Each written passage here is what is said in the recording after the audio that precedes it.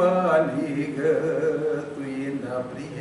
Shivaji college Satara Marathi विभाग, आताच कर्मवीर भाऊराव पाटील विद्यापीठ सातारा आणि त्याचा हा मराठी विभाग. या मराठी विभागामध्ये आज माजी विद्यार्थी मेळावा आयोजित करण्यात आलेला आहे. आज सकाळीच आमचे प्राचार्य डॉक्टर राजेंद्र मोरे साहेब यांचं एक छानपैकी व्याख्यान झालेलं आहे. कॉलेजची माहिती सगळ्या विद्यार्थ्यांना मिळालेली आहे. अनेक विद्यार्थी, जवळपास मराठीचे 44 विद्यार्थी आज आत्ताच्या दुपारी 2-2:30 वाजलेले आहेत आणि 44 विद्यार्थी आलेले आहेत. त्यापैकी काही विद्यार्थी इथं आता आपल्याबरोबर आलेले आहेत आणि शिरवाळच्या गप्पा मारावं तसं आम्ही एकत्र येऊन हे संवाद करतो आहे आणि प्रत्येकाला समजून घेतो आहे. माणूस म्हणून माणूस मिळवावा, मानवता धर्म वाढवावा, त्याच्यासाठी आम्ही सगळ्याशी एकरूप होऊन गप्पा मारतो आहे. ही विद्यार्थिनी आमची कोमल, हे आमचे राजेंद्र सर आहे, हे सगळे आमचे मित्रमंडळ आहे. तर ह्या निमित्तानं आल्याबद्दल मी खूप मनापासून कृतज्ञता व्यक्त करतो. आणि आम्ही कोणी लहान आहात, कोणी मोठे आहे, कोणी कुठल्या बॅचचं आहे, कोणी कुठल्या बॅचचं आहे, आम्ही सगळे मराठी आहोत आणि मराठीचे भाषाचा इतका उपहास होत असताना सुद्धा आम्ही आनंदी आहोत, आम्ही सुखी आहोत आणि आम्ही एकमेकांच्यावर प्रेम करतो आहे. मुद्दा असा आहे की नीतिमत्ता, संयम, प्रेम आणि उत्कर्ष याच्यासाठी आपण सगळे जन्माला आलेलो आहोत आणि त्यामुळं आपण सगळे एकत्र होऊन आज एकत्र यावे, कुठल्या ना कुठल्या निमित्तानं परिचय करून घेतला आहे. तर त्याबद्दल पुन्हा एकदा मी कृतज्ञता व्यक्त करतो, तुमचं अभिनंदन करतो. तुमचं सगळं सुख लाभो. आपण जीवनात जेवढं काळ जगू तेवढं काळ आपण आनंदानं राहूया, समाधान देऊया, समाधान घेऊया, अशा पद्धतीनेच वाटचाल करूया. तर मी नमस्कार, मी कोमल मस्के आणि सासरचं आडनाव आहे कोमल लोखंडे. तर माझं माहेर आहे माळशिरस, अकलूजगड, सोलापूर जिल्ह्यामध्ये. आणि जेव्हा माझं लग्न झालं, म्हणजे साताऱ्यामध्ये माझे कोणीही नातेवाईक नाही, पण माझी अशी इच्छा होती की मला असं स्थळ पाहिजे की मुलगा एकुलता एक पाहिजे. आयुष्यभर कंपॅरिझन हा प्रकार नको, किंवा सासू माझीच असेल, मी शेवटपर्यंत तिला जपेन, काय असेल ते सगळ्या गोष्टी, म्हणजे अशी काही स्वप्न होती. समजा आयुष्यात माणसाने चांगली मिळाली तर मी स्वतःचं काहीतरी काम करू शकेल, म्हणून मला शहरात आहे ही एक अपेक्षा होती मला. आणि लहानपणापासून शेतीमधील सर्व काही कामं केलेली आहेत. वडील शेतकरी आहेत, त्यांचं शिक्षण 10वी, आईचं 8वी झालेलं आहे. आम्ही 4 भावंड आहेत आणि त्यांची इच्छा अशी असायची की आम्हाला नाही, आम्ही हुशार नव्हतो की जर माझी मुलं तरी हुशार झाली नाही. मग शेतीमध्ये दिवस रात्र राबत आम्हालाही सोबत कामाला घेऊन अभ्यासाची सवयही लावली. म्हणजे कष्टातून शिक्षण काय असतं ते आम्ही त्यांच्याकडून शिकलो. मग त्या कष्टाची जाणीव आम्ही चौघांनीही ठेवली. मी एक शिक्षिका झाले आणि माझा भाऊ त्वचारोगतज्ञ स्पेशलिस्ट झाला. त्यानंतरची एक बहीण वकील झाली आणि त्यानंतरची छोटा भाऊ आयुर्वेदिक डॉक्टर झाला. म्हणजे खऱ्या अर्थानं आम्ही चौघांनी आमच्या आई वडिलांना चांगल्या प्रकारे मग लग्नानंतर माझं खरा अर्थात साताऱ्यामध्ये संबंध आला सगळ्या गोष्टींचे. एकतर सासर नवीन, माझं लग्न झालं 2017ला, 18ला माझं ॲडमिशन झालं या छत्रपती शिवाजी कॉलेजमध्ये. तर माझ्यासाठी ती अवस्था अशी होती की मला सासरमधले सगळेच नवीन, हे गाव नवीन, प्लस जिथं ॲडमिशन घेतलं, ज्या वर्गात आले त्यातले प्रत्येक जण नवीन. म्हणजे ओळखीचं असं माझं कोणच नाही, मी अनोळखी जगात आले होते. त्यामुळे सगळ्यात पहिल्यांदा मी भिंतीवर लिस्ट बघितली, कोणाला किती पर्सेंटेज आहे, आपण इथं टिकू शकेल का, आपल्यापेक्षा किती हुशार आहेत किंवा आपल्याला अजून किती प्रयत्न करावे लागणार आहेत. हा माझा पहिलं निरीक्षण होतं. मग वर्गात बोलताना पण मी घाबरायची, मी शांत बसायची, बाबा कोणी आपल्याला मिसळून घेईल का वगैरे, अशी आपली पर्सेंटेज आहेत ह्यासाठी. पण हळूहळू मी सगळ्याच कोणत्याही गोष्टीचा विचार केला नाही, फक्त आपण आपला अभ्यास चालू केला. सगळ्यांनी मला मनापासून मिसळून घेतलं. सगळे शिक्षक मला खूप छान प्रकारे मिळाले आणि नवीन नवीन सासरी काही अडचणी होत्या, पण मला माझ्या सगळ्या शिक्षक स्टाफने इतकं छान प्रोत्साहन दिलं की ज्यावेळेस मला खसायची वेळ होती त्यावेळेस म्हणले, कोमल आम्ही तुझ्यासोबत आहे, तुला काहीही कमी पडणार नाही, तू फक्त अभ्यास कर, तुला प्रत्येक गोष्ट तू रात्री 9 वाजता फोन कर, रात्री 1-2 वाजता फोन कर, तुला काही अडचणी होते आम्ही तुला सांगतो, तू हुशार आहेस, तुझ्यातली जिद्द आम्हाला दिसते, तू फक्त अभ्यास कर, आम्ही तुझ्या पाठीशी आहे. चव्हाण सरांनी, वाघमरे सरांनी, नलवडे मॅडमनी, अशा खूप साऱ्या शिक्षकांनी मला खूप मनापासून शिकवलं. जे काही दिलं ते 100% दिलं आणि त्यांनी मला एक विश्वास दिला की तू 100% काही ना काही आयुष्यात करणार आहे, आम्हाला याची खात्री आहे. आणि दुसऱ्या बाजूला माझी अशी अवस्था होती की माझ्या मिस्टरांना मी कितपत हुशार आहे हे माहीत नव्हतं. त्यामुळे पहिलंच वाक्य त्यांचं असं होतं की तू किती पाण्यात आहे ह्यात आम्हाला कळणार, कळेल तुझं. पहिल्या परीक्षेला 1ला नंबर आला तरी माझं कौतुक झालं नाही, बघू ना दुसऱ्या परीक्षेला काय करते, असं करत करत मग दुसऱ्याही परीक्षेला 1लाच आला. असं कर तिसऱ्याही पहिलाच आला. आता म्हणे बघू लास्टला काय करते. तर लास्टला माझा वर्गातच पहिला नाही तर मी 4 जिल्ह्यात पहिले आले. नवीन लग्न झालं त्यामुळे मी थोड्या दिवसांनी प्रेग्नंट राहिले आणि हळूहळू कालांतराने माझ्या वर्गातल्या मुलांचं काय झालं, कोणाचं लग्न झालं, काय झालं, सगळे आपापल्या मार्गाला गेले आणि राहिली मी एकटीच वर्गात. मग असा प्रश्न पडला मी एकटी येऊ का, माझ्या घरचे मला आता कशी पाठवणार. एकतर मी किती मुश्किलीतून शिकते ते मलाच माहिती होतं. त्यात माझी अवस्था अशी होती की मी प्रेग्नेंट होते. ज्या काळात बायकांना घरी थांबावं म्हणतात, स्वतःची काळजी घ्या नंतर शिका, पण मी त्यावेळेस नाही म्हटलं की मला शिकायचं. मग माझ्या जाणीवेची सोयही नव्हती, मला कधी 10 रुपयेही मिळाले नाहीत रिक्षासाठी. मी 4 ठिकाणी थांबत थांबत तेवढं पोट आलेलं घेऊन यायची. हातात मला पाठीवर ओझं नको परत बॉटलचं, पण मी अभ्यास सोडला नाही. दम भरला काही झाला तरी मी मदत केली मला सगळ्या शिक्षकांनी. आणि ही मदत तेवढ्याच काळापुरती नव्हती. माझी डिलेवरी झाली, मला 8 दिवसात माझी तोंडी परीक्षा होती. त्यातूनही म्हणलं मी येऊ का. त्यावेळेस मी होते माळशेरसला, पण अभ्यासात मला एवढं होतं की मी काहीही करायला तयार होते तेवढ्यासाठी ॲडजस्टमेंट. पण मला तेव्हाही शिक्षकांनी सांभाळून घेतलं. असू दे आम्ही थोड्या दिवसांनी तुझी घेतो, तो आता सध्या आराम कर. मग आल्यानंतर सगळ्या गोष्टी म्हणजे पेपर लिहिताना पण मला असं वाटलं की मी त्या पद्धतीने लिहिते. सोलापूर जिल्ह्यामध्ये ज्या पद्धतीने पेपर लिहितो की मला इथं तेवढं विचारायलाही हे नाही लक्षात आलं की आपण विचारू की आपण जे लिहितो ती पद्धत ह्या जिल्ह्यात चालतीये का. पण एवढ्या मनापासून पेपर लिहिला की मागची मुलगी मला इतकी त्रास देत होती त्या दिवशी की अरे सांग की असं काय तुझ्या पटल्यासारखी पेपर लिहिते, तू काहीच बघत नाहीये, तू एक पण उत्तर आम्हाला सांगत नाही, काही नाही. पण मी म्हटलं नाही, हा माझा वेळ आहे आणि ह्यात मला 100% द्यायचं आहे. माझ्या शिक्षकांनी मला शेवटच्या श्वासापर्यंत मी एकटी असली तरी मला शिकवलं, माझ्याकडे कधीही दुर्लक्ष केलं नाही.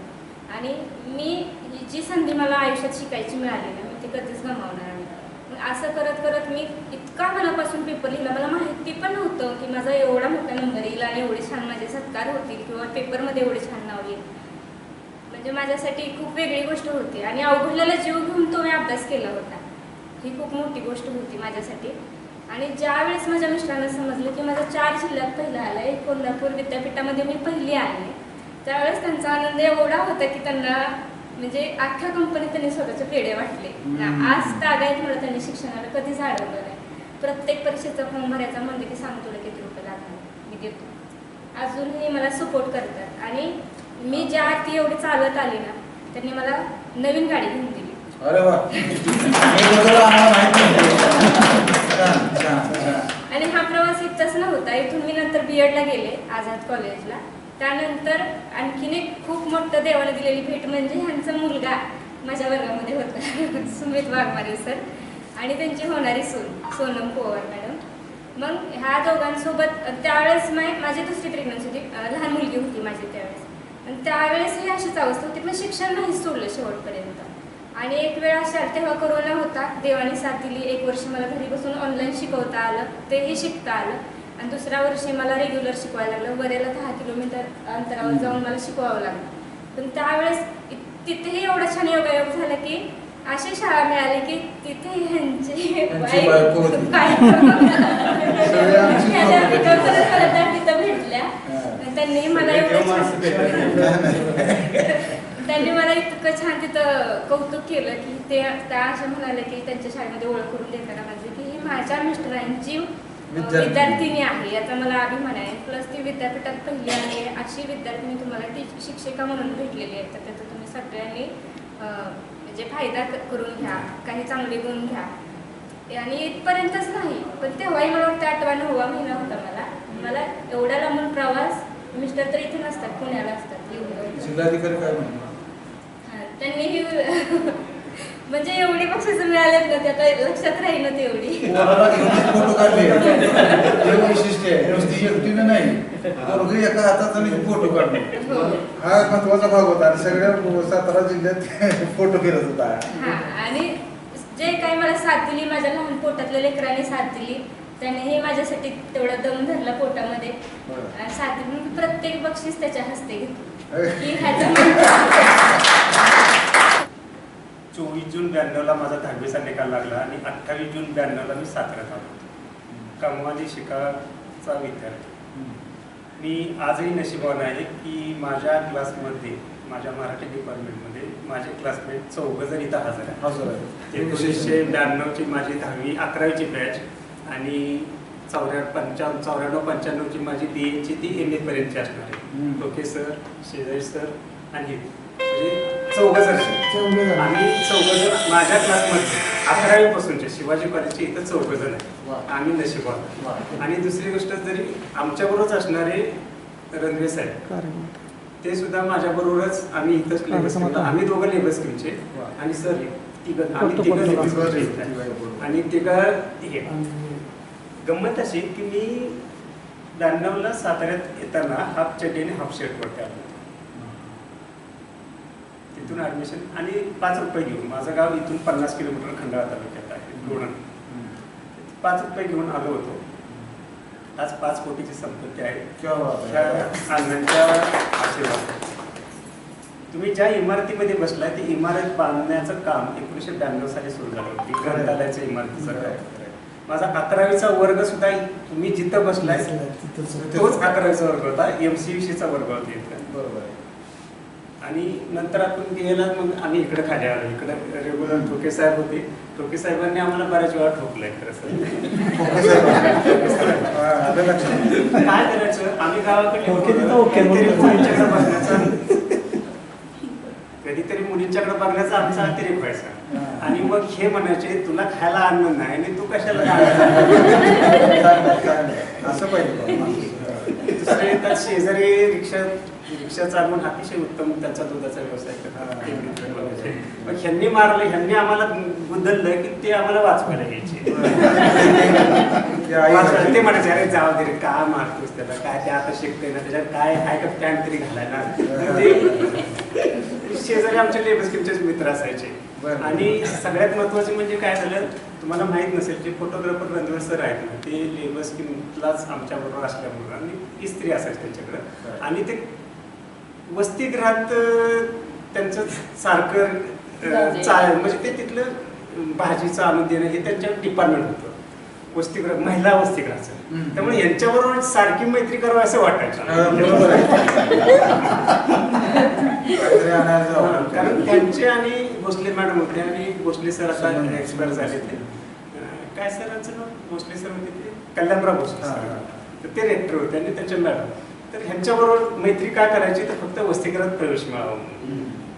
नळ तुटला कारण आम्ही लेबर स्कीमचे ना आम्हाला लेबर स्कीमच्या मुलांना मुलींच्या वसतिगृहात जायला फी वगैरे असायची.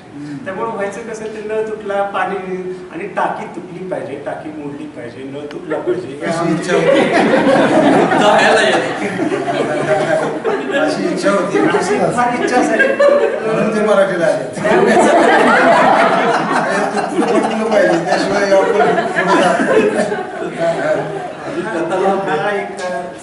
आम्ही ग्रामीण भागातली मुलं आज समजतं की आम्हाला काय पाहिजे होतं. मग कॉलेजने आम्हाला काय दिलं तर कॉलेजने आम्हाला खूप काय म्हणजे ज्या 5 रुपये घेऊन आलेलं म्हणजे 24 जून 92ला 5 रुपये आजही माझ्याकडे ते आहे.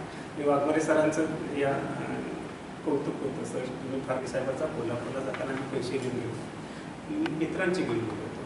आज काय व्यवस्था आहे मला पण डेप्युटी कलेक्टरची परीक्षा झाल्यानंतर 3 लाख रुपये गेल्यानंतर माझ्याकडे पैसे नव्हते. एक तर घालायला चड्डी नाही दुसऱ्याच्या नाड्या घालून आम्ही कुठंतरी शाळा शिकतो.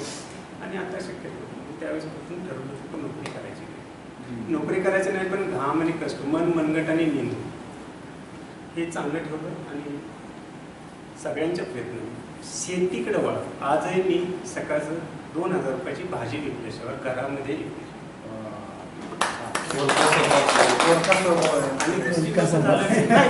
माझं तुम्हाला सांगू का ऊसाची शेती कुणाची असेल तर मला माहित नाही पण मी असं करतो की मुळ्याची शेती जी करतो 2 एकर मुळ्याची शेती. एक मुळा कमीत कमी 5 रुपयाला मिळतो. एक मुळा 5 रुपयाला मिळतो आणि त्या मुळा 45 दिवसात विक्रीला येतो. 28 दिवसापासून मुळा 45 दिवसात विक्रीला येतो.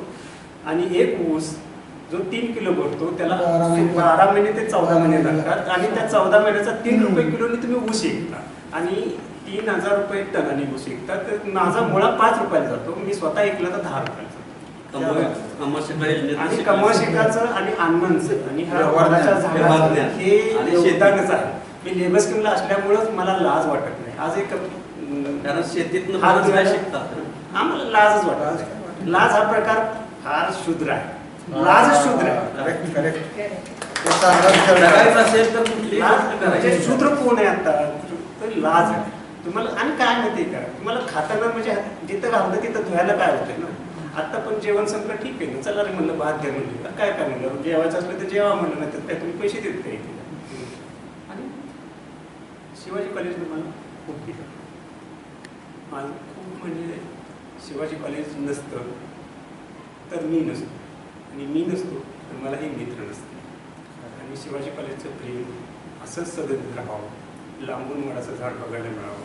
फक्त दुःख एवढंच आहे सर बापरे सर, आम्ही ग्रामीण भागातली मुलं आता वस्तीगृहाच्या दगडा इमारतीत राहत होतो, ती वस्तीगृह नाही त्यामुळे इथं मुलं यायचं मुलांनी यायचं. अजूनही गरीब लोक आहेत असं नाही की अजूनही आमचं गरीब लोकं सगळ्यांचंच ते आहेत. दुःख नाही. तर ते दुखणं तुम्हीच पाडून घेतलेलं आहे.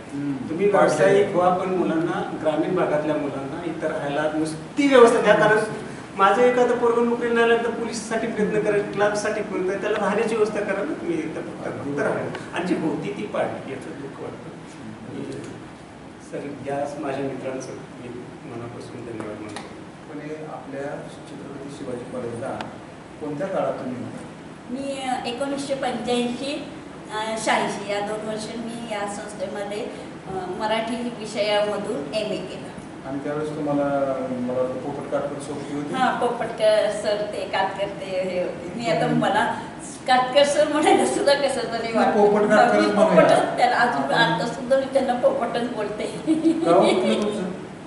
हं? गाव माझं माहीर सातारा शिपूर राजवाडा. आणि नाव तुमचं सांगा. माझं नाव आहे कॉलेजच्या म्हणजे आधीचं नाव आहे सत्वशिला दामोदर चव्हाण आणि लग्नानंतरचं नाव आहे आशा भानुदास जाधव. बरं बरं बरं. आणि मग तुम्हाला इथं MA ला शिकवत असतानाचे जे अनुभव आहे साधारणपणे मराठीचे, हां. ते शिक्षकांचे काय अनुभव सांगा. तर शिक्षकांचं नाव नाही सांगू तुम्ही येत होता शकत का? पण जो स्टाफ रेग्युलर यायचे. हां हां मी कधीच एक दिवस सुद्धा कॉलेज मी बुडवायचे नाही. हां हां हां. कारण म्हणजे त्यावेळी आता मी माझा मोठेपणा नाही सांगत पण मी एक हिरोईन होते त्यावेळेस. क्या बात आहे. अरे वा. हां. कारण माझा भाऊ कॉलेज मुंबईला होता प्रोफेसर, हां. BEd कॉलेज प्रोफेसर होता. हां. त्याच्यामुळे तो मला मुंबईवरून सगळं घेऊन यायचा. माझे हां. चप्पल, माझे ड्रेस अरे वा. पूर्ण म्हणजे मी एक सगळे मला हिरोईन म्हणूनच ओळखायचे. माझे कॅची ठेवते तरी मी कोणाशी बोलायचे नाही. बरं. पण पोपटनी मला इतकं सहकार्य केलं ना, जबरदस्तीने त्याला म्हणायची मला ह्या नोट्स दे. म्हणजे तुम्ही आखडू होता का? आखडू पॉपकट एवढी अशी जीन्सची पॅन्ट बी. हा. आणि त्यावेळी म्हणजे ह्या सातारला एवढे फॅशनेबल कोण नसायचं जास्त. हां हां हां. आणि तेव्हा हां. पण मी एक माझा भाऊ मला मुंबईतनं सगळं पुरवायचं त्यामुळे एक नंबर मी हिरोईन होते. अरे वा. त्याला न विचारा कशी खुशीला कशी होती म्हणून. पण 85 ते 87 आम्ही पण होतो इथे. हा, इथं. आणि त्याच्यानंतर एक उदाहरण आत्ताच जस्ट हा. उदाहरण काटकर सर माहुरकर म्हणून आहेत आपल्या सातारमध्ये. बरोबर आहे. तर त्यांच्या घरी काहीतरी प्रोग्रामला त्यांना बोलवलं होतं. हम्म. मग त्यांची ओळख निघाली का मारुरकरांच्या बरोबर. ते काय म्हणाले की माया मारुरकरच्या कोण तुम्ही? हम्म. काटकर सर म्हणले. तर ते म्हणले ते माझी पुतणी लागते माया मारुरकर. हम्म, हम्म, तर सर म्हणले ती माझ्या क्लासमेट होती, हम्म. तिचा नंबर मला मिळू शकेल का? हम्म. तर दिला त्यांनी नंबर. ते माया मारुरकरशी बोलले हम्म. आणि तिला विचारला ग त्या आपल्या वर्गात होती शीला चव्हाण, ती कुठं असते का सध्या, काय कॉन्टॅक्ट आहे का? हम्म. तर ती म्हणजे आहे, ती डोंबिवलीला राहते. हम्म. तर ते म्हणले माझ्यामध्ये एक काम करशील का तू? आधी तिचा नंबर आहे तुझ्याकडे? ती म्हणली हो. ती म्हणाले तू एक काम कर माझं. ती म्हणली काय करू? म्हणलं शीलाला फोन कर, तू सांग की आपल्या वर्गात जो पोपट होता त्याचा तुला फोन येईल, हां. तर तू त्याच्याशी प्लीज व्यवस्थित बोल. हां, हां. कारण स्वभाव पहिला माहीत होता ना. हम्म. तर मला कडक आहे. हा तो म्हणला मी जर फोन केला मी पोपट बोलते की कोण पोपट काय तू हा. मला कोण तू कसं काय मला फोन करता ओळखतोस का मला? हा. मला 4 शब्द दिसून दे. हां. म्हणून तो घाबरत म्हणला तिला तू फोन कर. मला फोन आला काय शीला कशी आहेस म्हणून. हम्म. तर म्हणलं तू मला माहित होतं आयडिया आली मला. हम्म. म्हणलं तू पोपट बोलतोस का? सातारचा शिवाजी कॉलेजमधला क्लासमेट माझा? म्हटलं हो. बोलू का ग? हां. बोल का ग? हां मला बोल, मी ओळखलं तुला. त्याच्यापासून मग कॉन्टॅक्ट झाला, त्यांनी मला तुमच्या ग्रुपमध्ये ॲड ऍड केलं. केलं. खरं आणि महत्त्वाचं म्हणजे तुमचं नाव मी ग्रुपवर बऱ्याच वेळा आहे, सुभाष वाघमारे. आहे. तर हा, ते पण त्याला आहे. ते पण तर आहे. मग मी एकदा त्यांना म्हणलं होतं की आता यांच्याशी म्हणजे कधी भेट होईल, कधी ओळख करून घेतली का रे? ही व्यक्ती नेहमी त्यांचं म्हणजे मी वाचते वगैरे सगळं असं फार आहे मला वाटतं ह्या व्यक्तीला भेटावं. आहे सध्याची आणि पूर्वीची उषा वसंत क्षीरसागर. बोरखळ माझं माहेर आणि मला दिलेलं आहे भीमनगर साताराच्या तिथलं. तर माझं 12वी नंतर लग्न झालं. माझे वडील 98ला वारले आणि वारल्यानंतर 11वी 12वी शिवाजी कॉलेजला. तिथून लवकर लग्न म्हणजे अगदी 12वी झाल्यानंतर लगेचच लग्न. आणि मी आमच्या गावातून भीमनगरमधून पाटीपर्यंत यायला जवळजवळ 1.5 किलोमीटर अंतर आहे. बरोबर.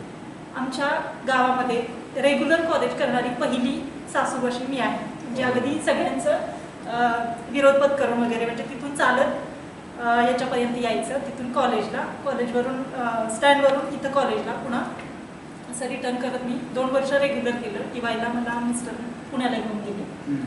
टी.वाय माझं पुण्यातच झालं. M.A. फर्स्ट झालं माझं. M.A. सेकंडला माझा मुलगा म्हणजे माझी डिलेवरी झाली, त्याच्यामुळे माझं M.A. सेकंड राहिलं. म्हणजे M.A. माझं कंप्लीट झालंच नाही.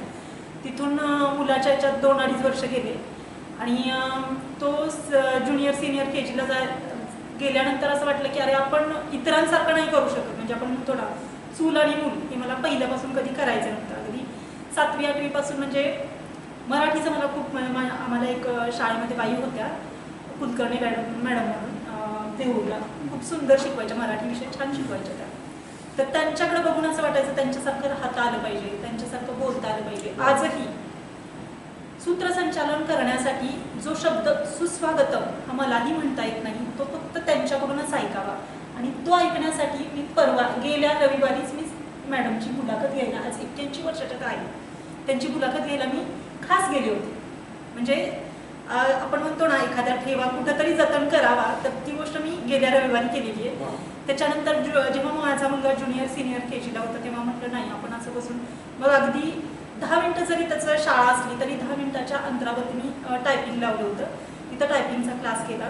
9 महिन्यामध्ये मी मराठी इंग्लिश तिन्ही कंप्लीट केलं आणि केल्यानंतर तिथंच मी जॉब करत होते. म्हणजे मुलगा आणि ते मला बरं पडत होतं. जॉब केल्यानंतर जवळजवळ 1.5 वर्ष मी तिथं जॉब केला आणि माझी एक विद्यार्थिनी होती, तिचं D.Ed झालं होतं त्यावेळी.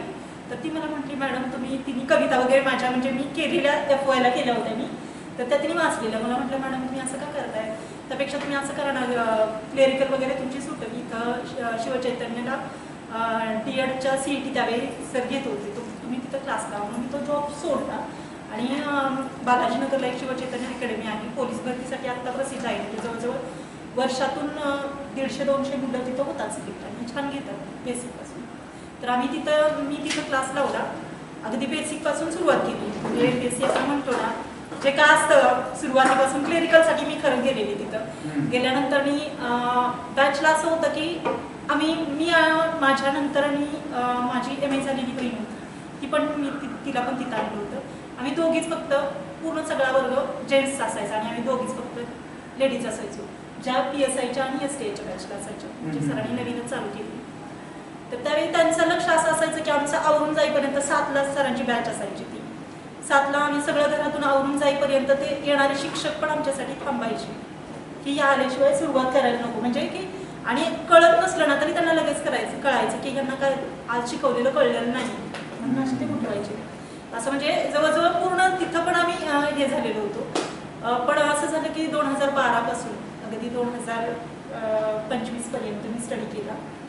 2 वेळा टॅक्स असिस्टंट माझी आपण जे म्हणतो ना ओपनच्या मेरिट हाय म्हणजे कमी लागलं होतं आणि आमचं SCचं होतं ते जास्त लागलं होतं. जवळजवळ त्यावेळी 154चं मेरिट होतं टॅक्स असिस्टंटचं आणि ओपनचं 120चं होतं. तर मला त्यावेळी 128 होते. म्हणजे त्यावेळी माझ्या ज्या मैत्रिणी होत्या त्यांचं सिलेक्शन झालं पण माझं काही नाही झालं. असं बरंच म्हणजे 2 वेळा माझी अशी टॅक्स असिस्टंट गेली. तिथून मग नंतर मी माझी तब्येत वगैरे म्हणजे साथच देत नव्हती, त्याच्यामुळे डॉक्टर म्हणले तुम्ही गावाला 2 वर्ष शिफ्टिंग करा. म्हणून मग मी 2018ला माझा मुलगा आणि मी इथं आलो. मिस्टर पुण्यालाच. इथं पण मी स्टडी थोड्या दिवस लावली पण काही आत्तापर्यंत काही झालं नाही. त्याच्यानंतर मी माझं लिखाण करायचं होतं मला कुठंतरी. तर ते लिखाणाचं राहून गेलेलं की बाबा आपण आणि मी ठरवलेलं की मला एकच पुस्तक लिहायचं आहे, पण ते आयुष्याचा शेवट आला की ज्यावेळी आपल्याकडं खूप अनुभव असतील की एखादं लिखाण सहजच असं करायचं नव्हतं मला, म्हणजे असं मी ठरवलेलं. पण अचानक माझा भाऊ होता आणि माझ्या भावाने मला म्हटलं की नाही तू कविता तुला प्रकाशित करायची, तर आपण असं करूया की त्यांनी मला तोपर्यंत यूट्यूब चॅनल वगैरे काही माहिती नव्हतं, तर त्यांनी मला ते यूट्यूब चॅनल ओपन करून दिलं. ओपन करून दिल्यानंतर त्यांनी माझी पहिली कविता टाकली न दिसता, की सगळं एडिटिंग वगैरे तोच करायचा, की आयुष्य म्हणजे काय ही माझी पहिली कविता होती. म्हणजे माझ्या चॅनलची, माझ्या चॅनलचं नाव आहे अंतरंगातील मनोगत. ते केल्यानंतर मी जवळजवळ 5-6 कविता टाकल्यानंतर माझ्या कविता मी FOI ला लिहिलेल्या होत्या. सहज आपल्या आपण म्हणतो ना येता जाता, अगदी त्याला वृत्त नसतं, अलंकार नसतं, फक्त आपल्या मनात येतात ते आपण लिहित जातो तसं. तर त्या टाकल्यानंतर पुन्हा तो मला म्हटलं माझ्या बघितलं तर 25-30 कविता, नंतर आपण चॅनलला काय टाकायचं. मला म्हटलं नाही तू समोर दिसून व्हिडिओ करायचे. आता मी कॅमेरासमोर कधीच बोलले नव्हते आणि असं कधीच हे केलं नव्हतं. तर म्हटलं ठीक आहे. जवळजवळ 2023ला मी माझा पहिला व्हिडिओ मी शूट केला समोर दिसून. त्यावेळी अगदी 1-1.5 महिना माझ्याकडे ट्रायपॉड नव्हता, म्हणजे जे काही लागतं म्हणजे काहीच माहीत नव्हतं. आपण जे म्हणतो ना आता सोशल मीडिया FB कसं चालवायचं ते मला माहीत नव्हतं, काहीच माहीत नव्हतं. सगळं एडिटिंग वगैरे तोच करायचं. मग ते दोघं धरायचे, माझी बहीण आणि भाऊ. व्हिडिओ करताना ते कॅमेरा मोबाईल करायचे आणि आमचा व्हिडिओ शूट व्हायचा. नंतर त्यांनी ट्रायपॉड मागवून घेतला आणि नंतर माझं मी मग ते अगदी ट्रायपॉड लावताना कधी कधी मी व्हिडिओ पूर्ण शूट व्हायचे, आवाजच यायचे नाही. म्हणजे असं बऱ्याचदा म्हणजे प्रत्येक गोष्ट मला अशी शिकावी लागली.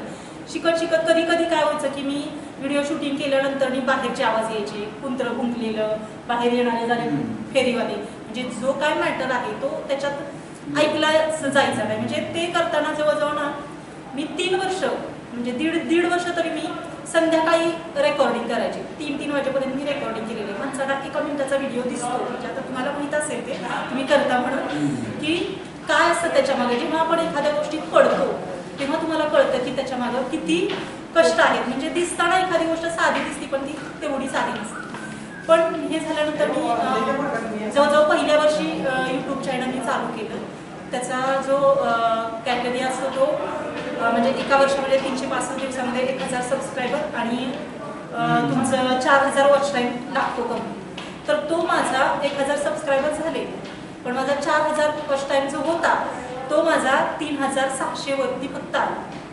आणि मी डोक्याला हात लावून, मला तर त्याच्यातलं काही माहीत नव्हतं, पण त्यांनी मला सांगितलेलं. मग ते झाल्यानंतर आता म्हटलं काय करायचं, तर तो वॉच टाईम माझा 3600 वरून त्या वर्षी रिटर्न आला, तो 2000च्या खाली आला. आता म्हटलं काय करायचं, बरं जाऊ दे म्हटलं. मी पुन्हा चालू केलं. पुन्हा चालू केल्यानंतर मी माझं दुसरं वर्ष 2024चं ते पण असंच गेलं. ते वर्ष तर माझं 3700 झालेला तो 3500 झाला. आता म्हटलं आपण सोडून देऊया. एकतर MPSC मध्ये आपण म्हणजे आपण म्हणतो ना सक्सेस तुम्ही म्हणतात. आता मला काय म्हणायचं जॉब, मला तसं म्हणायचं सक्सेसची व्याख्या कधी करू नये, पण माणसानं कसं दिसतं तुम्हाला जॉब मिळाला तरच तुम्ही सक्सेस झाला. म्हणजे आता आम्ही तिथं गेल्यानंतर माझ्या दृष्टिकोनातून मी ती मला वेगळी सांगेल, पण म्हटलं नाही आपण अपयश होणं ते योग्य नाही. आणि खरं तर म्हणजे माझ्यापेक्षा माझ्या भावानं त्याच्यावरती खूप काम केलेलं. आम्ही ह्याच्या आधीही एक MPSC एक्झाम गोल म्हणून एक चॅनल काढलेला आणि त्याच्यावरती आम्ही MPSCचे व्हिडिओ टाकत होतो. तर त्याचा वॉच टाईम वाढत नव्हता, म्हणून तो आम्ही तिथंच थांबवलेला. आणि म्हणून म्हटलं असं हे म्हणजे बरोबर नाही, म्हणून मी 2025ला पण तो कंटिन्यू केला आणि 2025ला ऑक्टोबरमध्ये माझा तो वॉच टाईम कंप्लीट झाला. तेव्हा माझा चॅनल मॉनिटाईज झाला. मॉनिटाईज झाल्यानंतर मी मला $100 कंप्लीट करायचे असतात. ते $100 माझे फेब्रुवारीमध्ये कंप्लीट झाले. जो तुम्हाला म्हणतात ना स्विफ्ट नंबर असतो, जो बँकेकडून आंतरराष्ट्रीय लेवलला व्यवहारांना जो लागतो तो स्विफ्ट नंबर मी माझं स्टेट बँकेत खातं आहे, तर त्याच्यातून तो आणायचा असतो. त्याच्यासाठी मी माझं खातं बालाजीनगरला होतं. मी बालाजीनगरला जाऊ शकत नव्हते इथून, तर मी म्हटलं इथं मिळतोय का बघूया, म्हणून मी आपल्या इथली स्टेट बँक आहे ना तिथंच मी विचारलं आपल्या शिवाजी कॉलेजच्या तिथं गेल्यानंतर लेडीज होत्या, त्या माझ्याकडं वरून खालीपर्यंत बघायला लागल्या. मला काही कळलं नाही ते, पण याच्या आधी माझा मुलगा म्हटलेला अगं आई तुला माहिती आहे का, माझा मुलगा आता फर्ग्युसनला होतो FYला, तर तो मला सहज बोलता म्हटलेला आई तुला माहिती आहे का. म्हटलं काय, म्हणजे हल्लीच्या मुलांची विचारसरणी. तर अगं आपल्या घरात अख्ख्या घरात $मध्ये कमवणारी फक्त तू आहेस. म्हटलं अरे असं काय सांगतोयस तू, हल्लीच्या मुलांचे विचार. म्हणजे मला ते नाही पडत. तर त्यावेळी मी त्याला एकच शब्द सांगितलं, कारण की आपण जमिनीवरती राहणारी माणसं आहोत. म्हणजे मला असं वाटतं मी त्याला एकच शब्द म्हटलेला, अरे तसं नाही रे, आपण आपले पाय नेहमी जमिनीवरती ठेवावे. आकाशात उडणं खूप सोपं असतं, जमिनीवर येताना माणसाला जाताना पण जमिनीवरच यावं लागतं. ते झाल्यानंतर मला जेव्हा त्या मॅडम वरून खाली बघत होत्या तेव्हा मला ती टूक पेटली की ह्या माझ्याकडे का बघताय. कारण की एखादी साधी बाई किंवा साध्या माणसाने आंतरराष्ट्रीय लेवलचे व्यवहार करणं हे त्यांच्या दृष्टीने गैर होतं. म्हणजे मला तर त्याचं काही नव्हतंच, कारण की तो स्विफ्ट कोड नंबर यांना कशाला हवाय या दृष्टीने त्या माझ्याकडे बघत होत्या. त्यांनी मला 4-5 वेळा ती गोष्ट विचारली. ते झाल्यानंतर मी म्हटलं ठीक आहे जाऊ दे. त्यांनी फोन वगैरे केले पुण्याच्या ब्रँचला, मेन मॅनेजरांना फोन करून विचारलं तर ते म्हटले तुम्हाला इथं नाही मिळणार, मी तिथूनच घ्या. मी मला वाटतं मार्चमध्ये मी बालाजीनगरला जाऊन तिथून मला त्यांनी लगेच काढून दिला. पण माणसांची टेंडन्सी अशी असते की सामान्य माणूस काहीही करू शकत नाही, पण तुमच्यात जर असेल तर तुम्ही काहीही करू शकता. त्याच्याही पुढे जाऊन सांगते मी की जे लिखाणाचं जे म्हणाल ते मी आत्तापर्यंत इथंपर्यंत आले. तुम्ही जे म्हटलं सरांचं लिखाण व्हॉट्सअपला गेल्या वर्षापासून सर माझ्या आहेत, पण ते आजारी होते म्हणून त्यांची माझी भेट काही झाली नाही. ते खूप सुंदर लिहितात आणि म्हणून सरांना मला भेटायचं होतं. कारण की जे गौतम बुद्धांचं म्हणजे जे विचार म्हणतो ना मी ते यांच्या लिखाणात पाहिले आणि ते कुठंतरी मला कनेक्ट करायचे होते म्हणून मला सरांना भेटायचं होतं. इथं आल्यानंतर माझ्यातली मी नावाचा 3 वर्षापूर्वी एक ग्रुप होता FBला आणि त्या ग्रुपवरती सगळ्या लेडीज होत्या. म्हणजे अगदी म्हणतात ना खूप अशा रिटायर्ड आंतरराष्ट्रीय लेवलच्या रिटायर्ड बायका ज्यांच्याकडं बुद्धिमत्ता भरपूर आहे, म्हणजे लिखाण अध्यात्माची म्हणा किंवा खूप छान लिहितात असं. तर त्या ग्रुपला मी जॉईन झाली. म्हटलं ह्या ग्रुपमध्ये काहीतरी वेगळं आहे. तर तिथं रोज एक टास्क देतात जे आपण म्हणतो ना अलग लेखन असेल, सरांना माहीत असेल तर हां राजेंद्र वैजंपायांचं आहे ते की कमीत कमी शब्दामध्ये 4-5 शब्दामध्ये तुमची कथा चालू आहे. हां म्हणजे नाव आहे आयुष्य म्हणजे. आयुष्य म्हणजे काय असतं?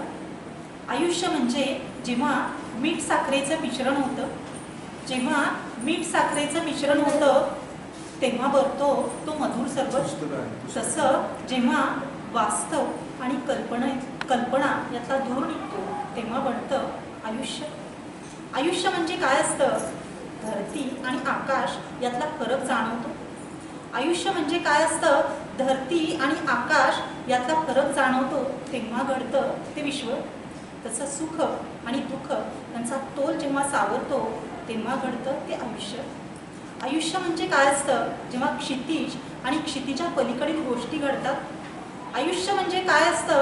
जेव्हा क्षितिज आणि क्षितिजा पलीकडील गोष्टी घडतात तेव्हा कल्पनेला अंकुर फुटतो.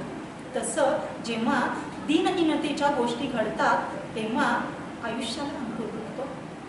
आयुष्य म्हणजे काय असतं? आयुष्य हे आयुष्यच असतं. आयुष्य म्हणजे काय असतं? आयुष्य हे आयुष्यच असतो. जो नसतो कल्पनेचा प्याला, जो नसतो कल्पनेचा प्याला, जो नसतो स्वप्नांचा सागर, तो फक्त असतो आंधळ्याचा सृष्टीचा सागर. तो फक्त असतो आंधळ्याच्या सृष्टीचा सागर. धन्यवाद. सुरेश भट एकदा आले होते आपल्याकडे आणि त्यावेळेस मी शिवाजी कॉलेजला आमचे संभाजीराव देसाई म्हणून प्राध्यापक होते. त्यांनी मला आपल्याकडे व्हाईट हाऊस म्हणून एक लॉज आहे तिथं सुरेश भटांना सांभाळायसाठी ठेवलं होतं. 3 दिवस होतो मी. त्यांची सगळ्या चड्ड्यात व्हायचो, कुठं काय करायचो आणि त्या कवीच्या सहवासात राहिल्यामुळं मला पण असं वाटलं आणि त्यांनी ते म्हटलं होते वाघमारे तू चांगलं म्हणाल बघ, चांगलं म्हणाल. आता ते पुढं चांगलं झालं मला. पण कवीच्या सहवासात राहिल्यानंतर त्यांची जी कविता आहे, आता तुम्हाला माहिती आहे मराठीबद्दल त्यांनी भरपूर कविता लिहिलेल्या आहेत.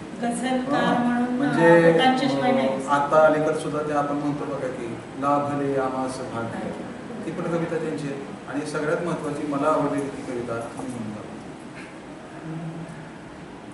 माय भू तुझे मी फेडीन पांग सारे आनीन आरतीला हे चंद्र सूर्य तारे.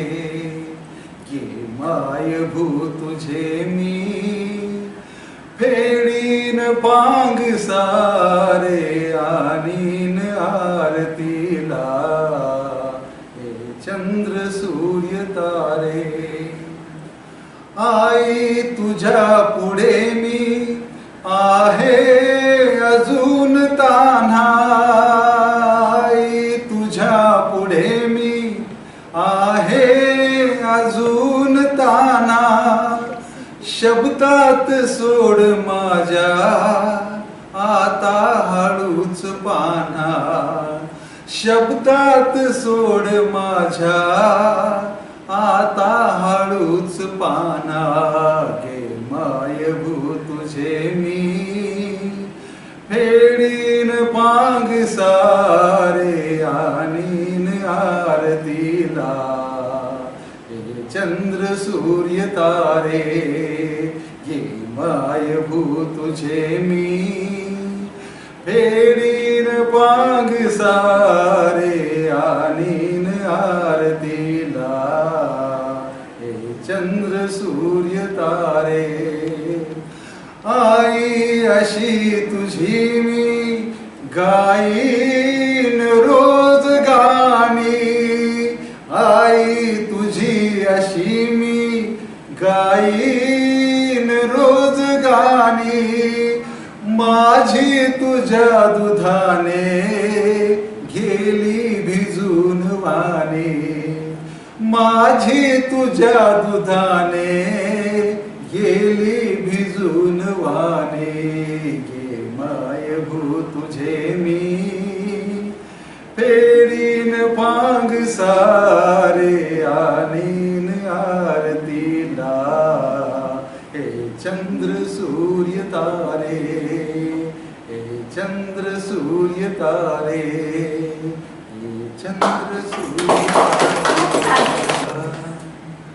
भाव माझ्या मनातला सांग कधी कळणार तुला, भाव माझ्या मनातला गंध कधी कळणार तुला, गंध कधी कळणार तुला, उमलणाऱ्या फुलातला सांग कधी कळणार तुला, भाव माझ्या मनातला सांग कधी कळणार तुला, भाव माझ्या मनातला. अवखळ चंचल पाण्यावरती, अवखळ चंचल पाण्यावरती, एकदा अजून हसती, खंत कधी कळणार तुला, खंत कधी कळणार तुला, लाभणाऱ्या जळातला सांग कधी कळणार तुला, भाव माझ्या मना. रफीजी काय गाणे दाखवतो मला किशोरचं गाणं माझी मी खूप चांगलं गायचो.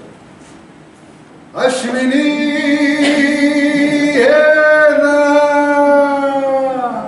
प्रिये जगू कसा तुझा विना मी राणी ग, कशी ही जिंदगीत आणि बानी ग, तुला प्रिये तुला प्रिये मित्र प्रेम दिवाना रसिला, दे प्यार जरासा नशिला, मित्र प्रेम दिवाना रसिला, दे प्यार जरासा नशिला, प्रिया उगाच संशयात मी बुडाले रे, तुला छळून मी जळून गेले रे, तुई साजना तुई साजना, विसर झाले गेले सख्या रे, शरण आले राया तुला रे, विसर झाले गेले सख्या रे, शरण आले राया तुला रे, प्रिये जगू कसा तुझ्या विना मी राणी ग,